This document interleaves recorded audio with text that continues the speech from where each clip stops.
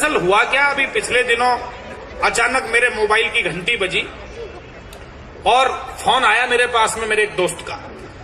मैंने सोचा कोई कवि सम्मेलन की डेट वगैरह लिखवा रहे होंगे, तो बोले नहीं भैया मैं तो यहीं तुम्हारे यहाँ दिल्ली में नई दिल्ली स्टेशन पर खड़ा हूँ, भुवनेश्वर जाना था, राजधानी पकड़कर गाड़ी छूट गई है, कल सुबह फ्लाइट से जाऊंगा पूरी दर्शन करने के लिए और आज की रात तुम्हारे घर पर ही रुकूंगा।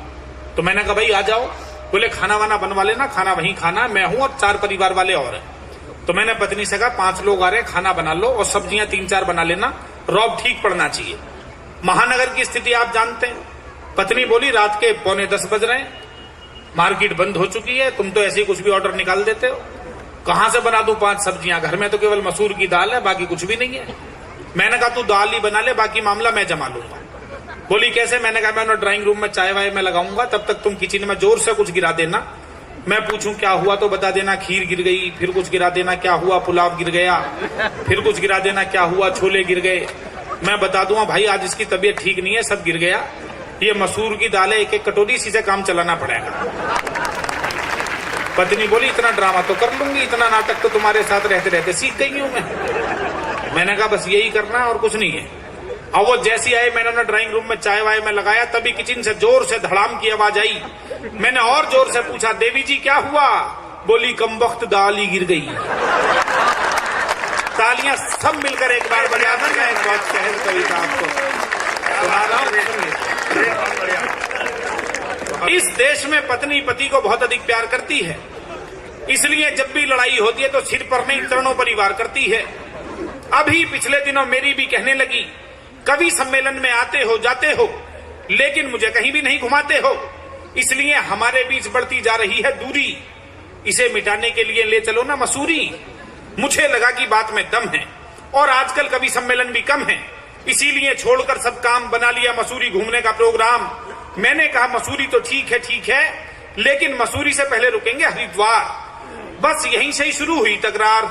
उसे लगा कि मैं कार्यक्रम को बिगाड़ना चाहता हूं, बात को जमने से पहले ही उखाड़ना चाहता हूं। ये सोचकर मेरी हर बात उसे अखरने लगी। मैं सीधा बताऊं तो उसका भी उल्टा करने लगी। कमी आ गई उसके ब्रेन में। मैंने कहा चलेंगे अपनी कार से, तो बोली ना मैं तो चलूंगी ट्रेन में। अंतिम स्थिति में मसूरी एक्सप्रेस में टिकट हो पाया एक ही कंफर्म, तो मैंने ट्रेन में निभाना चाहा पति धर्म। मैंने कहा सवारी 2 है, बर्थ 1 है, इसलिए आप लेट जाइए और मैं पूरी रात इसी बर्थ पर साइड में बैठकर जाऊंगा, इस प्रकार अपना पति धर्म निभाऊंगा। इतना सुनते ही भड़की बिजली सी कड़की। बोली यदि धर्म ही निभाना है तो मैं निभाऊंगी, लेट कर तुम जाओगे, मैं पूरी रात बैठ कर ही जाऊंगी। मेरी समझ में नहीं आया कि यह गुस्सा है या प्यार। मित्रों यहां से कविता का भरपूर आनंद लें। मेरी समझ में नहीं आया कि यह गुस्सा है या प्यार। सुबह सुबह आ गया हरिद्वार। स्टेशन पर गाड़ी रुकते ही मैंने आवाज लगाई ए कुली। इतना सुनते ही बोली मुझसे बिना पूछे हुए तुम्हारी जुबान कैसे खुली? तुम्हें हर समय चीखने चिल्लाने की आदत है जब तुम हो।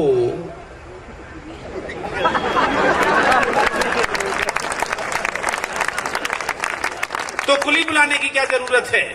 एक बैग 3 अटैची जैसे तैसे होटल तक खींची। होटल का नाम था क्लार्क हुक। कमरा था उसमें पहले से बुक। मैनेजर बोला आपकी इच्छाओं पर विशेष ध्यान दिया है, आप होटल से पूरा हरिद्वार देखना चाहते थे, इसलिए कमरा 10वीं मंजिल पर दिया है, चलिए सामान को करवाता हूं शिफ्ट। मैंने पत्नी से कहा चलो इधर है लिफ्ट। इतना सुनते ही फिर भड़की, बोली स्थल धार्मिक है, मैं सुविधाओं का लाभ कम से कम उठाऊंगी, सामान को लिफ्ट में भेज दो, मैं 10वीं मंजिल तक आपके साथ सीढ़ियों से ही जाऊंगी। 160 सीढ़ियां चढ़ते चढ़ते निकल गया दम। अब उसका इलाज करने के बारे में सोचने लगे हम। अगले दिन सुबह सुबह पहुंच गए गंगा किनारे और नहाने के लिए जैसे ही कपड़े उतारे, मैंने उससे कहा भरपूर ध्यान दीजिएगा, आशीर्वाद चाहता हूं आपका। मैंने उससे कहा बहाव बहुत तेज है, किनारे पर ही नहाना, धारा के बीच में बिल्कुल मत जाना। इतना सुनते ही उसने डुबकी लगाई और फिर ऊपर ही नहीं आई। किनारे पर खड़े हुए गोताखोर चिल्लाए यह गई वह गई, एक महिला धारा में बह गई। मैंने कहा भाइयों वो आगे की ओर नहीं होगी, 2 दिन से सब कुछ उल्टा कर रही है ना, गंगा में भी पीछे की ओर ही वही होगी। गंगा में भी, और अगली 2 पंक्तियों पर आशीर्वाद दीजिए, गंगा में भी पीछे की ओर ही वही होगी। गोताखोरों के दिमाग की नसें उस समय हिली जब हरिद्वार में डूबकर ऋषिकेश में तैरती हुई मिली। सभी ने उड़ाई हमारी खिल्ली, जैसे तैसे लौट कर आए दिल्ली। लेकिन ये मत समझना हमारे संबंध अच्छे नहीं हैं, क्योंकि इस देश में संबंधों के धागे पश्चिम की तरह कच्चे नहीं हैं। 2 पंक्तियां सुनिएगा मित्रों, आपको समर्पित करता हूं, जिनके लिए पूरी कविता लिखी है, आशीर्वाद दीजिए।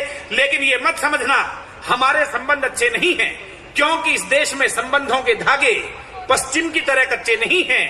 ये वो देश है जहां पति पत्नी रोजाना लड़ते हैं, झगड़ते हैं, रूठते हैं, मनाते हैं, लेकिन 7 फेरे लेने के बाद 7 जन्म तक साथ निभाने की कसम उठाते हैं।